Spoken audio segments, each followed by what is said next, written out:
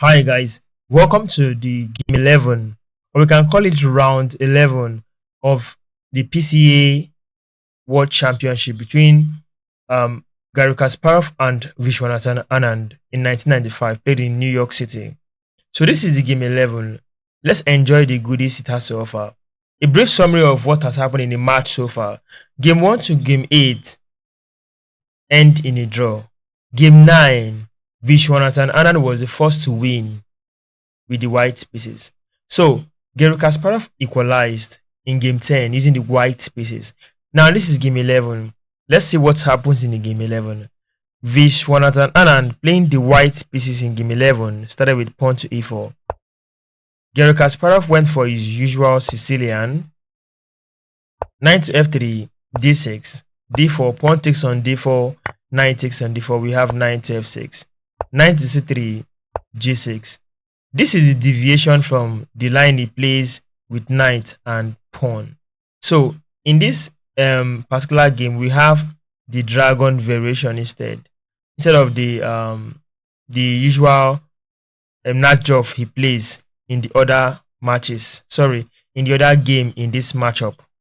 Well, after bishop to e3, bishop to g7, f3 comes up.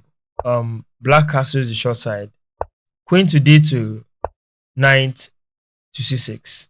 Now, see, we have the setup for the dragon variation, the Yugoslav attack. After bishop to c4, bishop to d7. White castles the long side. Knight to e5, going after this bishop. Bishop goes back to safety to b3. Rook to c8, h4. After h5, stopping this pawn from advancing, we have king to b1, removing the king from this prophylactic attack. Can we call it prophylactic or x-ray attack?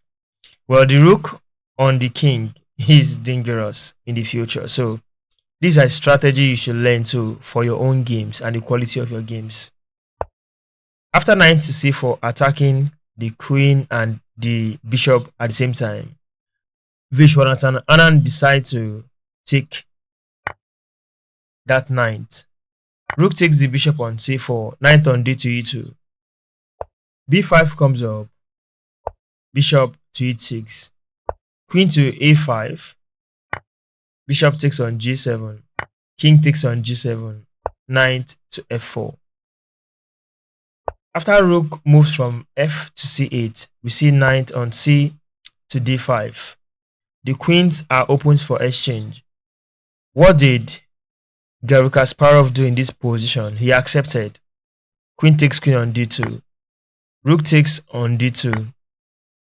Taking back material and defending this pawn on c2. Knight takes on d5.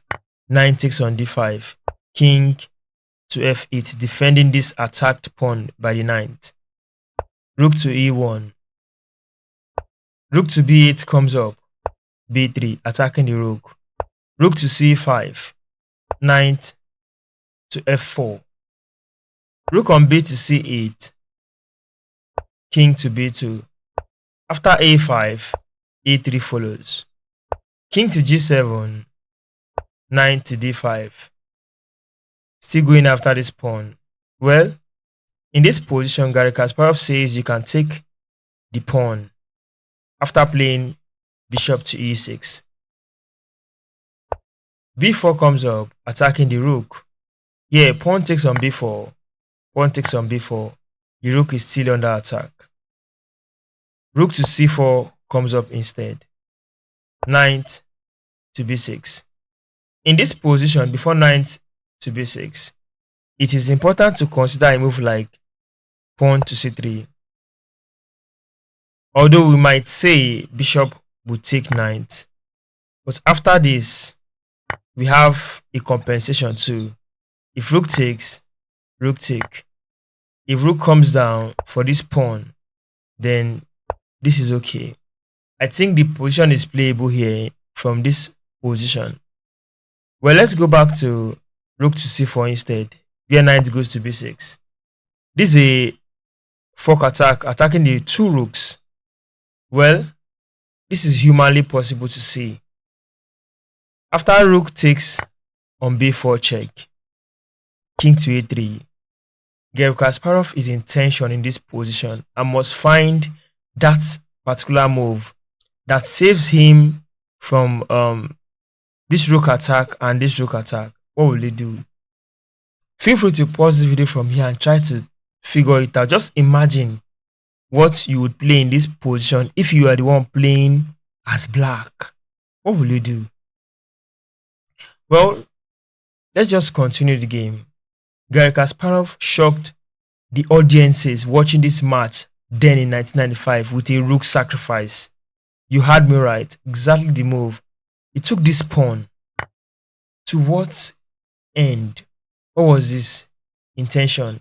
It was in this position that Vishwanathan Anand resigned this game, because there is an open attack and an active rook that would happen, or that Kasparov will have after the end of this long variation. Let's start with the first one. To make it clear, Kasparov won this game with the black pieces. This is game 11, and he just made a sacrifice. So, what did Vishwanathan see, or what has this seen, or what had run through his mind when he saw this rook takes pawn move? Well, let's find out. I run little analysis and I discovered that if there's this move, if king takes, then you see rook takes. This might look fine. So if this happens eventually, maybe king takes, then this begins to happen. These pawns are way too coordinated compared to white pawns. It is difficult for white to hold on to pawns in this position. Hence, it is clear now that you can see why white resigned. However, if we go with the second variation from here, where the rook takes this rook instead, this is a check. King move, rook to e3, open a discovery attack from the bishop to the king. Wow. If king comes down, then rook takes, rook check. King goes up for safety. Then we can try this approach, eating this pawn. What do you think will happen from here?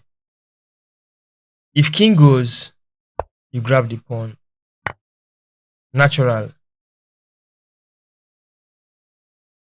Then it's possible the king will near the pawn. Then you can try to bring it out and cause a lot of stuff here for this particular king. You still have coordinated pieces. You can still target this end of the pawn chain. So in this position, if now it is here, if white decides to play this move to defend this pawn, you see everything becomes weak entirely. You can start by pushing this, going after this pawn, or even going after this light pawn too. So, well, I believe I've made my point clear, and whosoever understands what I've just said and enjoy what I've just done, do not forget to leave a thumbs up for me for this video, like and share to your friends. See you in the remaining games in this match between Kasparov and Vishwanathan Anand. Thank you for watching. Have a nice day.